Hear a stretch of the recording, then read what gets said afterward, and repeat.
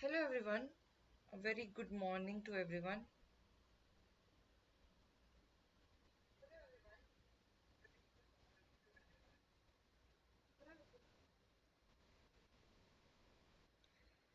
So welcome to Oliveboard. I hope you all are fine and doing well. So in today's class, we are basically starting our module A numericals, sorry, MCQs and some types of case studies and all the questions related to the module A. Okay, so let's start the class. Just a minute.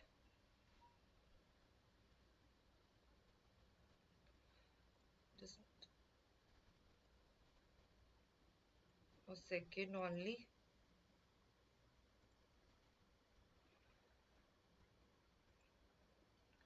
So everyone try to give the answer so you will know that where is the problem or everything is okay.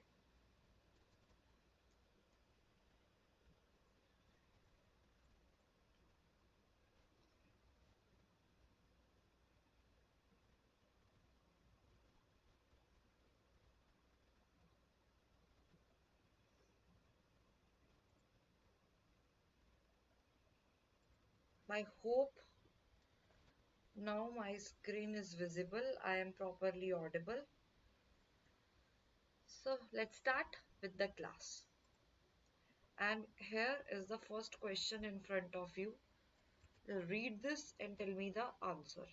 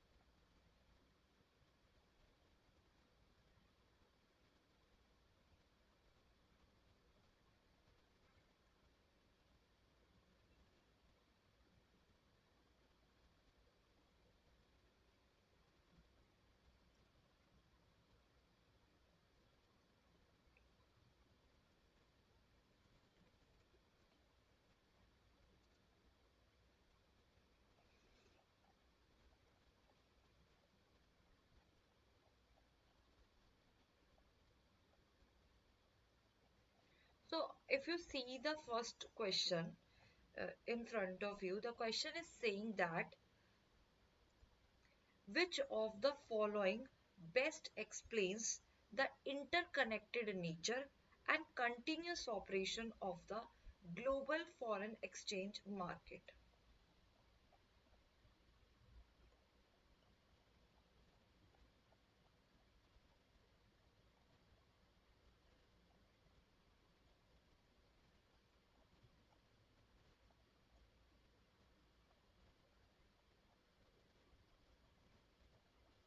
So if we see the options here, the first option is saying that the forex trading platforms are only accessible to institutional investors who schedule trading in batches every 12 hours. So this is completely wrong.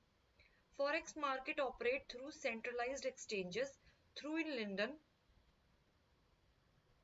New York, Tokyo, which coordinates the handovers every 8 hours. This is also incorrect. So the forex market is decentralized over the counter system that functions 24 hours a day due to overlapping time zones and active trading sessions across the global financial centers. So we can say this option is correct. So option C is correct because forex market is a decentralized market over the counter system that functions 24 hours a day daily due to overlapping time zones and active trading sessions across global financial centers. Next question is there.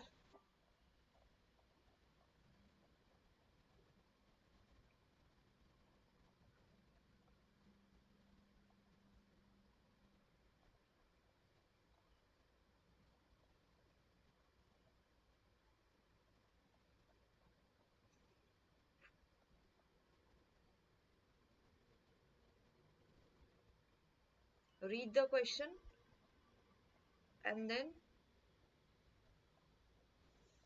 give the option, correct option here.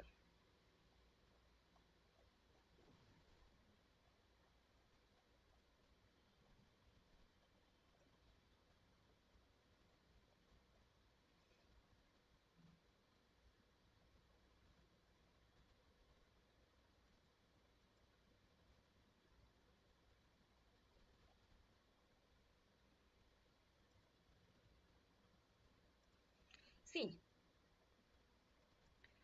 if we read this question, the question is saying that there is a country which is experiencing rapid economic growth, political stability, and also a constant surplus in its the balance of payments. At the same time, its central bank raises interest rates moderately to control the inflation. Despite these positive indicators, the country's currency begins to weaken in the short term. So the most likely region here for this unexpected movement is,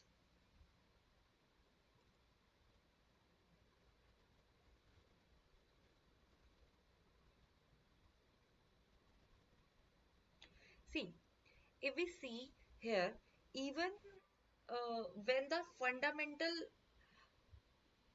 economic fundamentals are strong, short term currency movements are, we can say, can be steady, leading them to sell and causing the currency to weaken the temporarily things. And this highlights the role of speculative activity as a powerful short-term factor despite strong long-term fundamentals.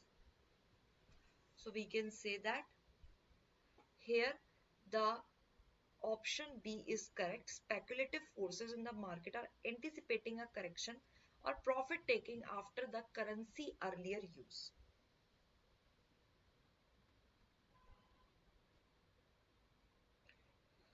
So there is a bank in Mumbai which enters in a foreign exchange deal on 4th of July 2025 to purchase US dollar 5 lakh from a bank in a New York. This deal is on a spot basis. Assuming both the markets are open on 5th or 6th of July, that is Saturday and Sunday. So what will be the settlement date in that case?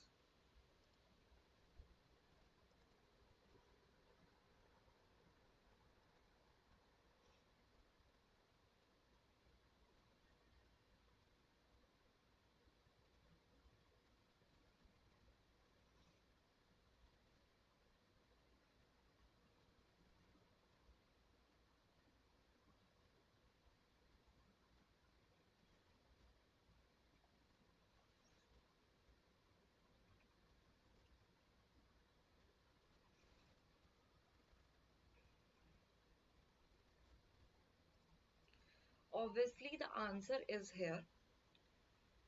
Spot transactions, we know that settles on the second working day after the deal date. Deal date is 4th of July 2025, that is Friday. Next 2 days are Saturday and Sunday, which are non-working days in most of the international market. So the first working day is 7th of July and the second working day will be 8th of July. So the value date is here 8th of July.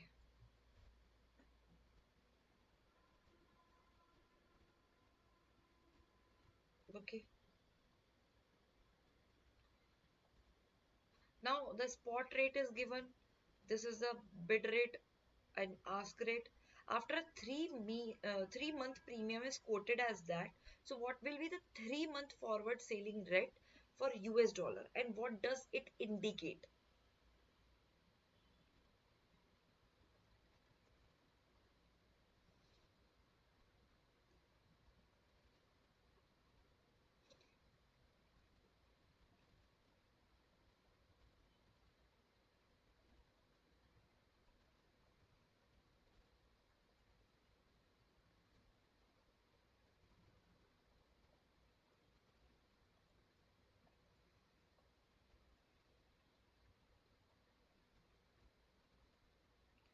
See, in this question, spot selling rate is given, that is this. This is the spot selling rate.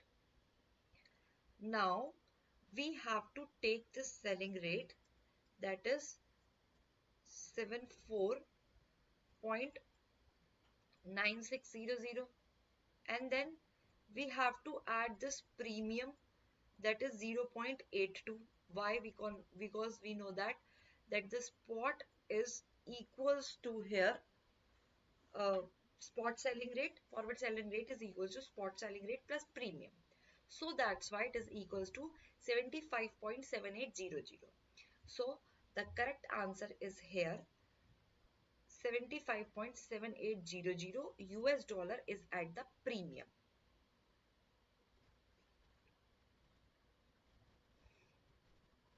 Okay, in a bank forex dealing room, which of the following department is responsible for monitoring the risk and ensuring the rules and regulations with the trading limits?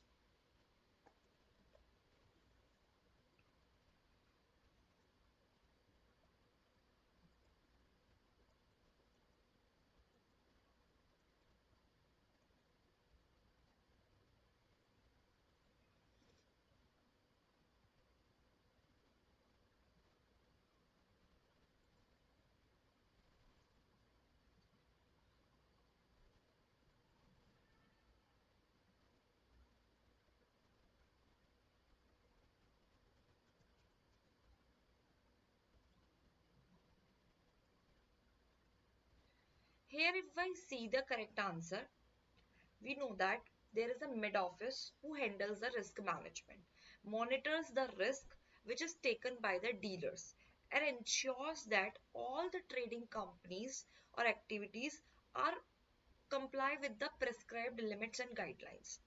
The front office is completely responsible for actual trading, and the back office handles the settlement and reconciliation. So here the correct answer is mid office. So which of the following most accurate encapsulates the comprehensive scope of foreign exchange as a delineated under Section 2 of the Foreign Exchange Management Act 1999.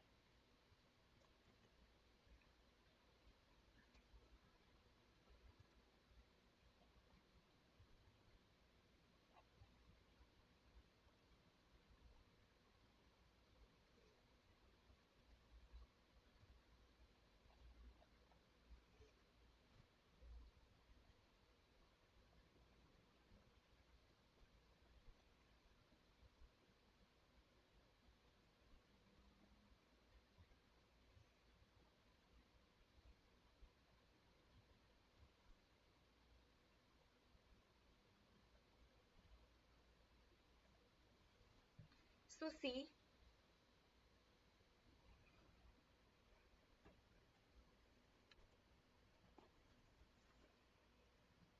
the correct answer in that case is, if you read the question, then you will see that there is an the they are talking about the section 2, and under the section 2 here, all the forms of foreign currency, additionally instruments and claim regardless of their denomination or the locus of payment, where the settlement may be affected in a foreign currency, including hybrid instruments which is payable in Indian part or some in foreign currency.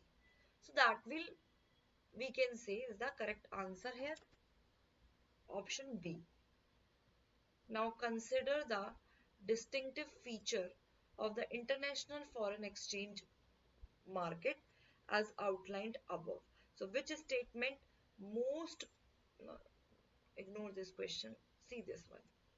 Which of the following statement best reflect the primary purpose and structure of the Forex Global Code, and it is endorsed by the global central banks and the market participants?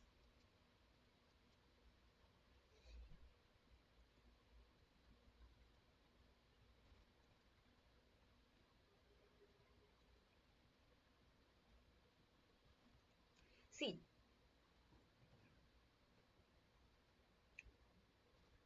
we know that FX Global Code is a set of global principles, right? That is the set of the global principles where good practices are there. And these good practices designed to promote the integrity, fairness, transparency, and as well as the effective functioning in the wholesale forex market, which supplements local regulations but not replacing them. So the correct answer is option B here. So which of the following transaction will be classified as a capital account transaction under the FEMA 1999?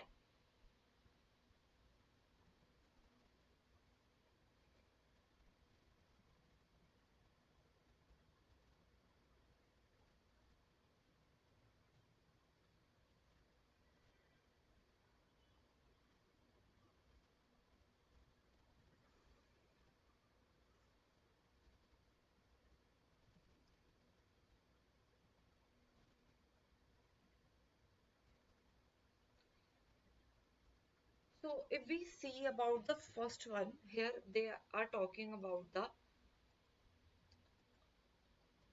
like we know that capital account transactions are those transactions which means altering the assets or liabilities of a person in or outside the India. So if we read the all option, first one is payment made by Indian resident university abroad. So that is not creating any asset. Second, an Indian company acquire 100% equity stake in startup based in USA. So that is option creating asset. So that is the example of the capital account transaction. Under the FEMA provisions, what is the consequence if a person resident in India falls to utilize the foreign exchange which is purchased for the specified purpose and does not surrender it within the prescribed time? So that is considered as the contravention. That is considered as the violation. Violation under the section 10 subsection 6 of FEMA. So this is considered as the violation and also leads to the penalty. So the correct option is option C. Under the LRS, which of the following transaction is strictly prohibited and cannot be undertaken even with the government approval?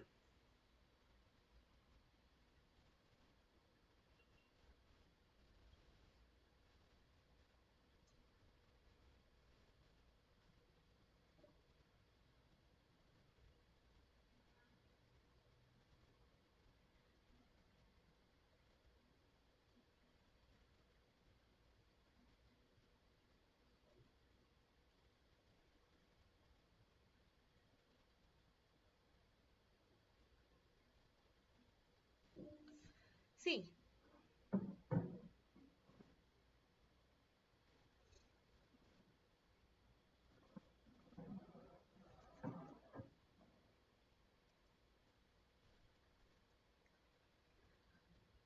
if I talk about the option A, and that is not strictly prohibited. Cultural tours are allowed with the prior approval from the Ministry of HRD. Option B, here hiring the transponders is also allowed with approval from the Ministry of Information and Broadcasting.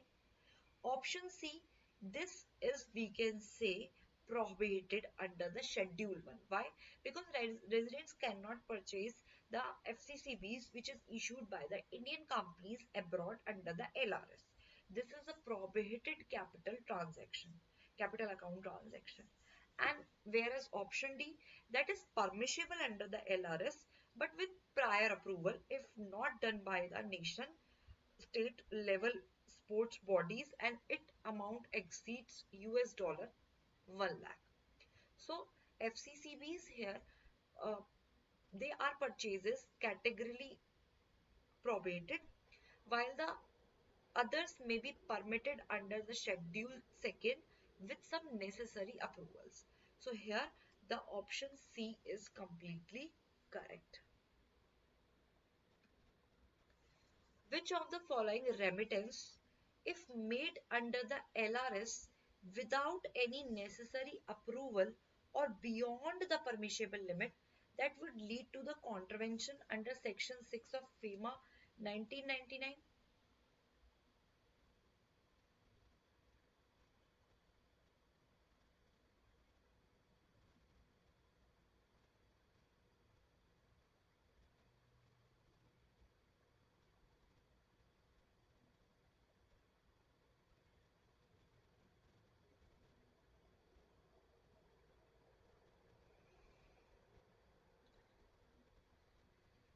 Contravention. Here, if we talk about the contravention, so I think the correct answer is, in terms of contravention,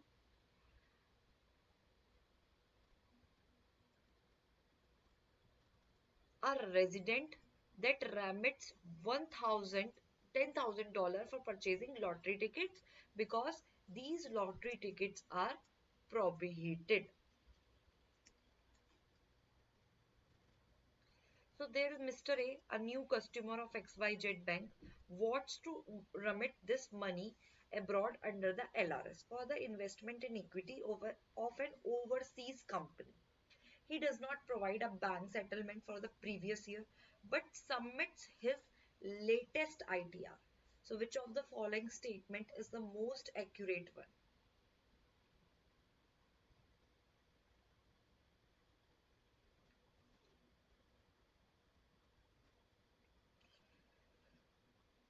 C.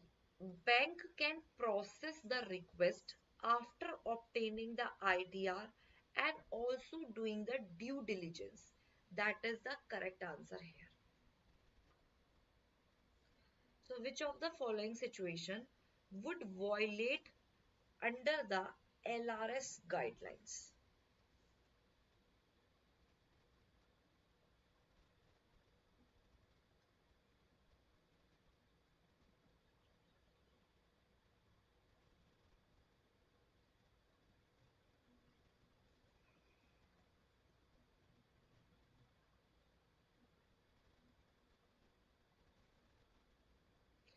If a sole proprietor remits US dollar 2,50,000 under the LRS using the firm's current account, considering it as the firm's entitlement, that is, we can say that is a violation, because sole proprietor is also considered as the individual when remitting abroad.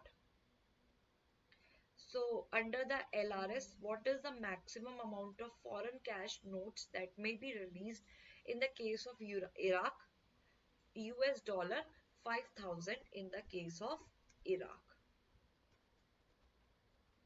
Which of the following gifts by the resident individual is not permissible under the LRS scheme?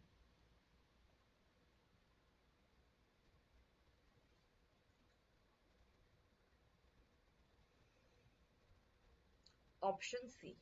You can gift to the son, to the sister, to the brother-in-law, means close relatives. But you can't send off money who is living in Canada by depositing money in his foreign account. That is completely prohibited.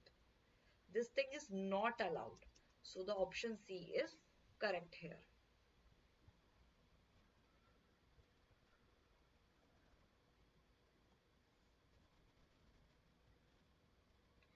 Which of the following capital account remittances under the LRS is not permitted, for a resident individual?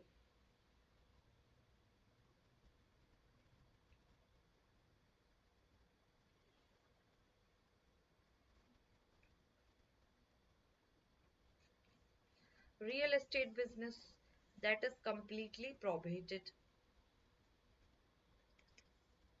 Or also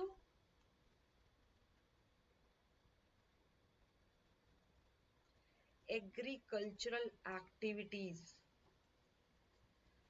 farmhouse, purchase of farmhouse. These activities are completely prohibited.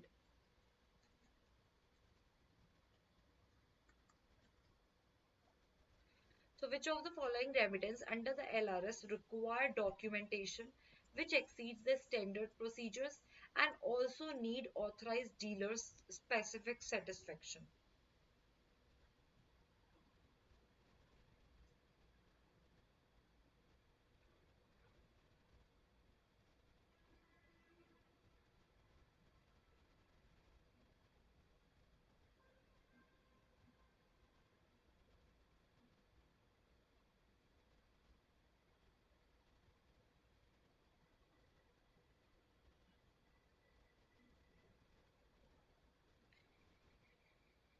In the case of the, just a second,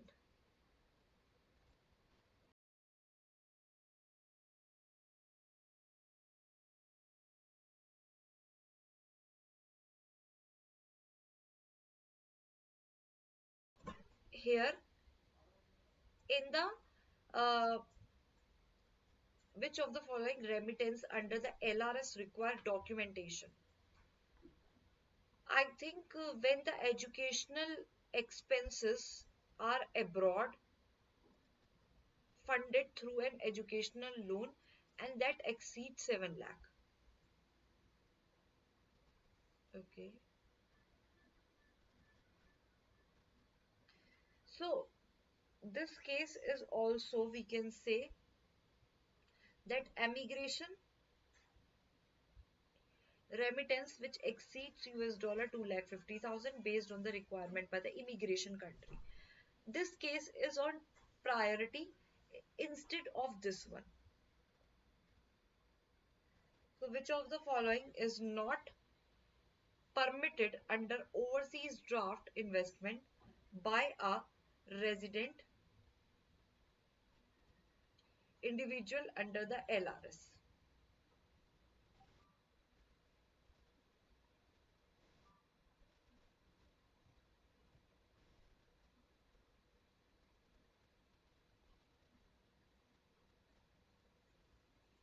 In the case of ODI, subscription to the MOA of a joint venture that is involved in the real estate business abroad is the correct answer. So under the liberalized scheme, which of the following statement regarding disinvestment from the ODI is correct?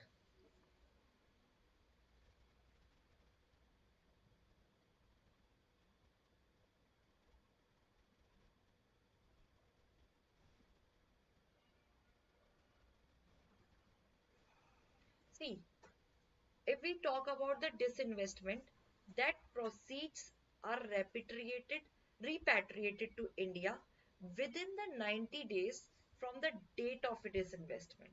So the option B is correct here. Which of the following correctly describes a Loro account from the perspective of Bank A?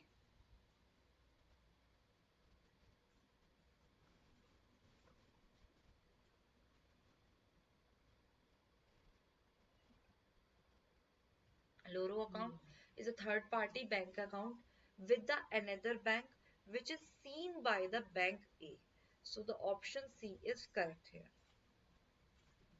Which of the following statement explains the RTGS transactions must be carefully monitored by banks throughout the day?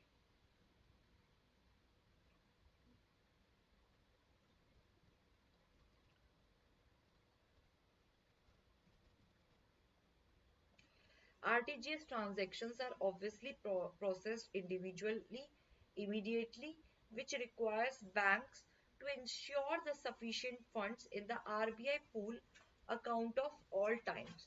So the option C is Correct. Now Rohit is there who wants to transfer this money to his supplier on Sunday night. The supplier uses a different bank. Rohit prefers fast and secure fund transfer but also wants to avoid any unnecessary delay or failure due to non-banking hours. So which mode should Rohit use and why?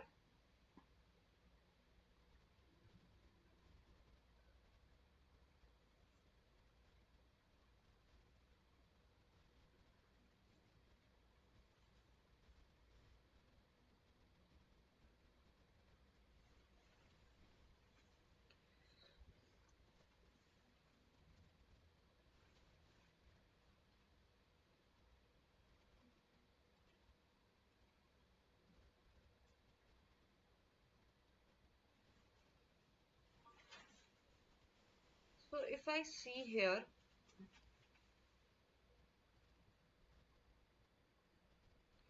RTGS, because it allows, here see, RTGS is not a good option. Why? Because the amount is below 2 lakh. If the amount is below 2 lakh, that means NEFT is preferable because it supports straight through processing and it is available 24 into 7 even on Sundays. So NEFT is a good option. Everything is settles in just only 30 minutes. Now, under the amended provisions, which is effective from 1st of April 2020, which of the following here individual will be considered as a resident for a tax purposes in India?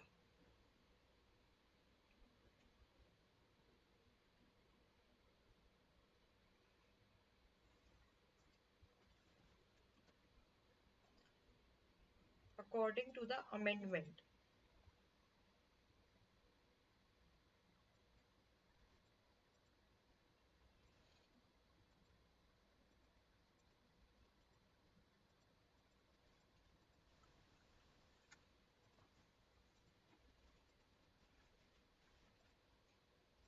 See, according to the amendment, a person who is stayed in India for 130 days in the previous financial year, stayed for 370 days in the last four financial year, and also earning the 16 lakhs or more than 15 lakhs is eligible here. According to the given option, this option is correct. So which of the following statement correctly identifies the residency status of an NRI who is not a tax resident of any country but earns 17 lakhs from the Indian sources? That person is considered as the deemed resident under the Indian tax laws because that person is earning more than 15 lakh. That is basically due to this that person is considered as tax tax eligible. That means 17 lakh. That means that person is the deemed resident. So which of the following statement is true regarding the status of overseas corporate bodies after 16th September 2003? See, overseas corporate bodies, they can invest in the India only with the approval of RBI and if not on the caution list. So that can invest in India only with the RBI approval, and that is only possible when that is not in the caution list.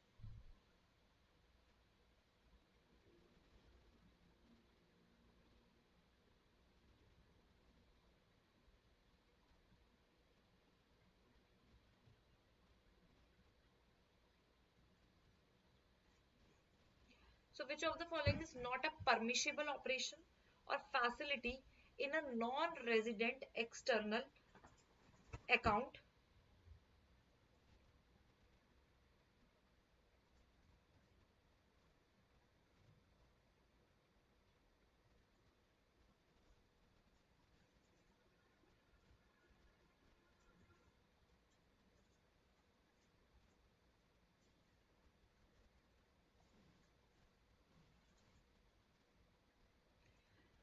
Transferring the funds from NRI account to another resident individual personal saving account, that thing is not allowed in the case of NRE account.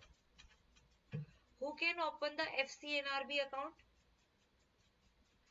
Any NRI and PIOs, they can open this FCNRB account in the India. Which of the following is true about the currency risk for FCNRB account holders?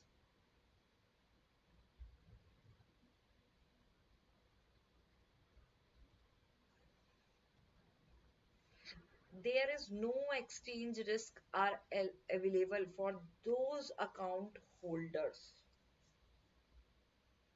Minimum tenure is 1 year for the FCRB and FCNRB term deposit. Minimum is only 1 year. Which of the following transactions are prohibited as NRI?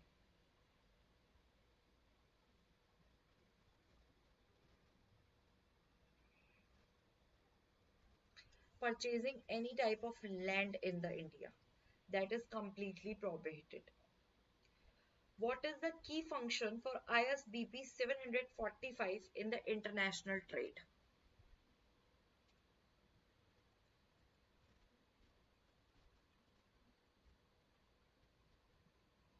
See, this we can say that ISBP is there.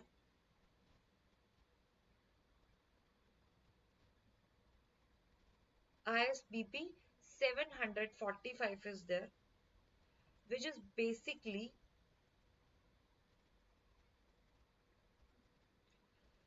not establishing any new legal rules, but it interprets UCP 600 and also gives the detailed practices for the banks and exporters to follow when the checking documents under LC is there or not. It reduces all the type of defaults and helps in ensuring smooth processing. So the correct option is offer C. It offers the practical guidelines for document examinations under the letter of credit. So which statement is correct regarding the relationship between ISBP and UCP 600?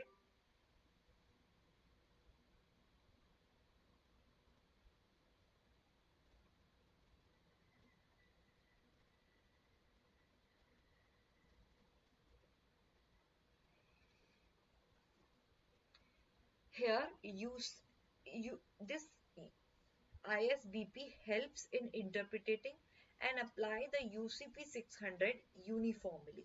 Means same for every country. So why this ISBP practitioners considered as LC practitioners?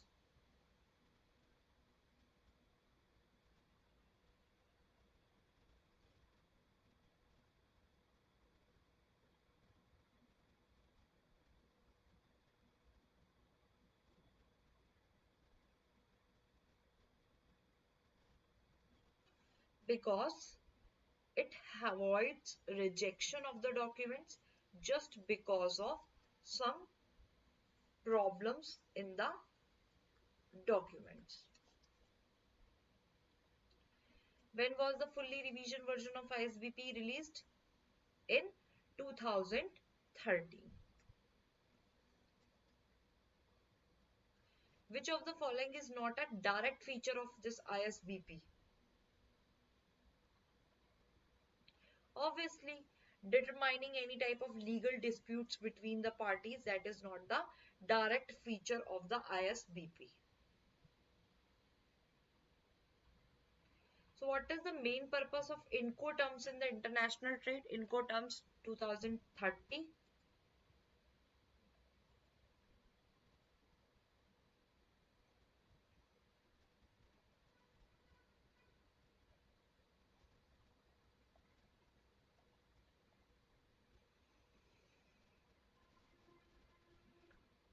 Incoterms International commercial international commercial terms which are issued by the ICC to provide the standardized definitions of the trade terms, helping the buyer and seller to understand who is responsible for cost, risk and transportation task.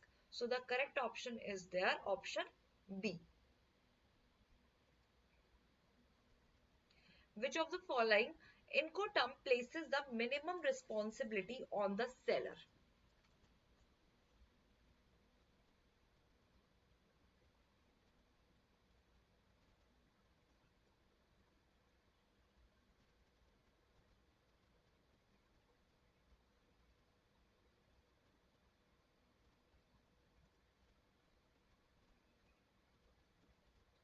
X works means the seller only need to make the goods which are available at their location.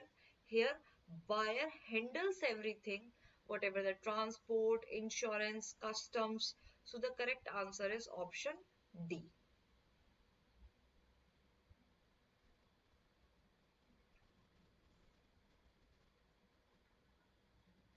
Under which Incoterm does the seller deliver goods on board a vessel at the port of the shipment?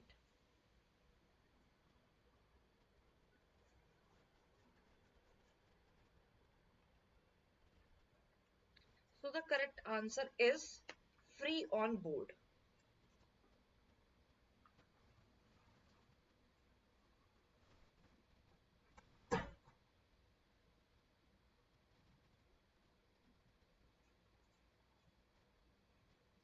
Correct answer is free on board because it requires the seller to deliver goods onto the vessel at the named port of the shipment. From there, risk and cost pass to the buyer. So the correct option is option C, that is FOB. In which Incoterm does the seller pays for transportation and insurance to the destination? Obviously, that is the answer B, CIP. CIP is that which is carriage and insurance paid, in which seller is responsible for both freight and insurance to the agreed destination.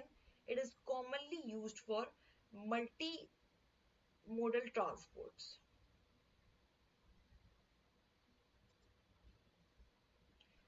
Which of the following was replaced by a new Incoterm in 2020?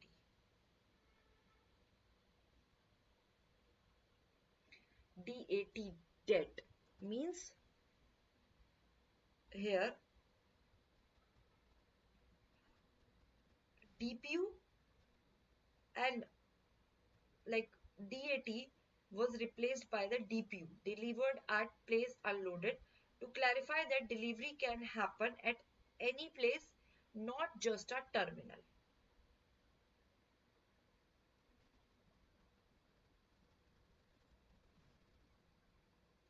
What is the primary difference between CIF and CFR?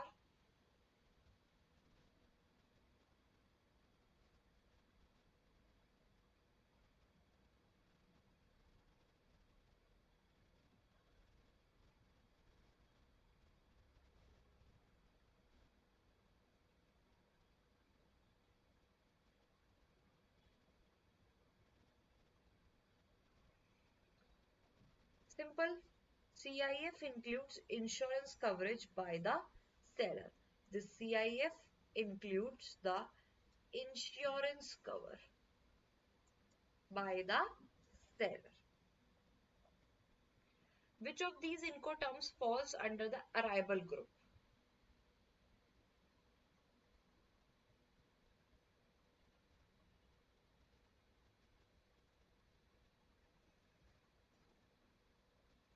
DPU,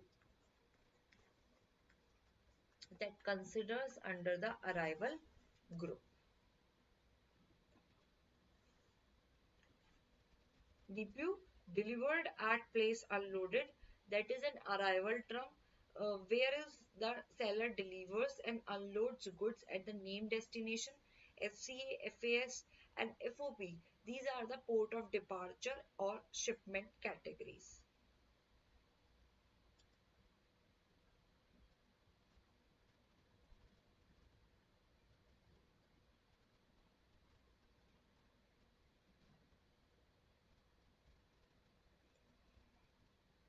Who is responsible for importer exporter code? That is a 10-digit unique code which is needed uh, when the things are related to the import and export.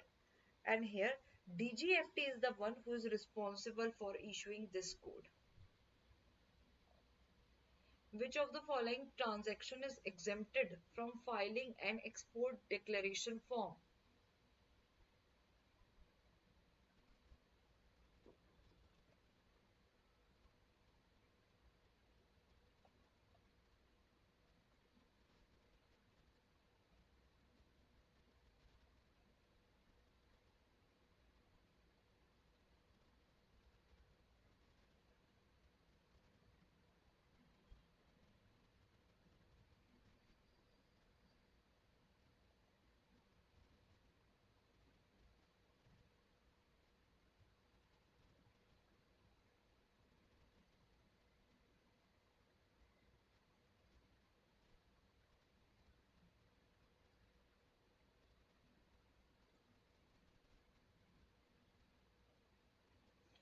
See, as per the regulations, trade samples and publicity materials which is supplied free of payment are exempted from filing this EDF. However, export of goods above 5 lakh or gift must be still as declared. So the correct answer is option C.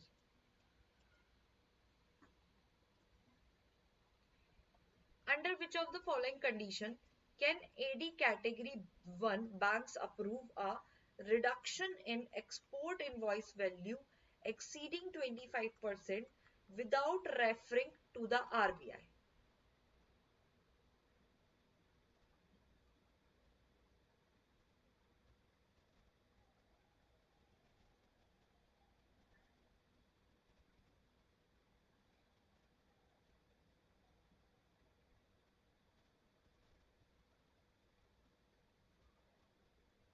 See, when the exporter has a clean track record over the past 3 years and the overdue export bills do not exceed that 5% of the average export turnover of the previous 3 years, that is, we can say the correct answer.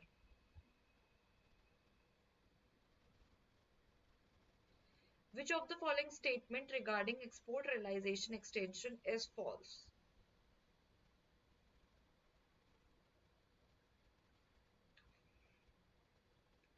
See, AD banks can extend this realization period even the transaction is under investigation by the Enforcement Directorate. So that is the correct answer here. Sorry, that is the correct answer, means this is not correct in the eyes of export realization extensions. Which of the following best describes the core structural distinction between factoring and forfeiting, which considering their treatment of risk, credit risk and recourse? See, I will upload a PDF with the answers, right? And whatever we cover in today's class, that is okay. You will get some more questions also. So you can do practice easily. Okay.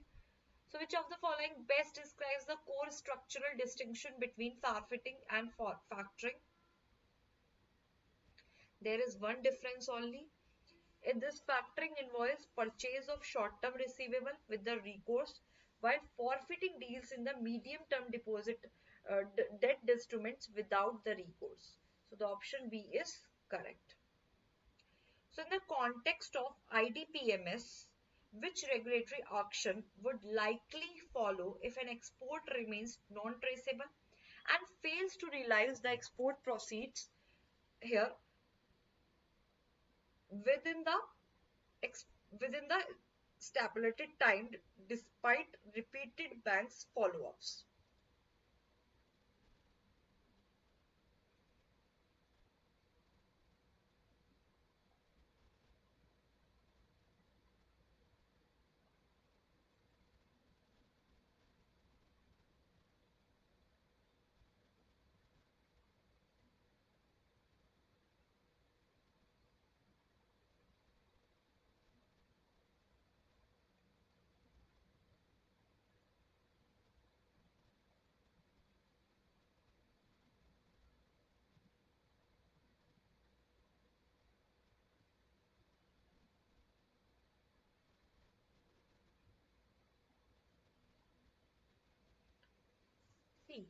There is authorized dealer bank which recommends to the RBI for the caution listing,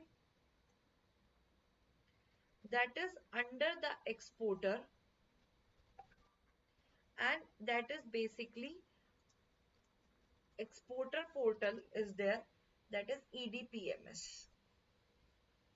So the correct answer is option C. So there is an Indian manufacturing company which not classified as a startup that intends to raise ECB worth $45 million in a financial year for purchasing new plant machinery. So the company aims for a loan tenure of 1.5 year. So which is the following statement is most accurate regarding the ECB compliance with RBI and MAMP norms?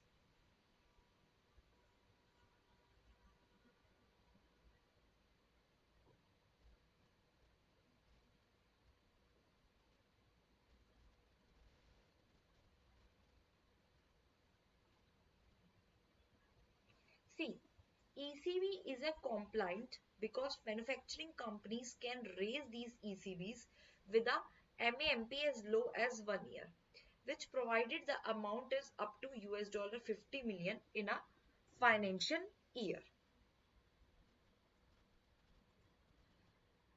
Okay, let's see the last question for today. Just read this question and tell the answer.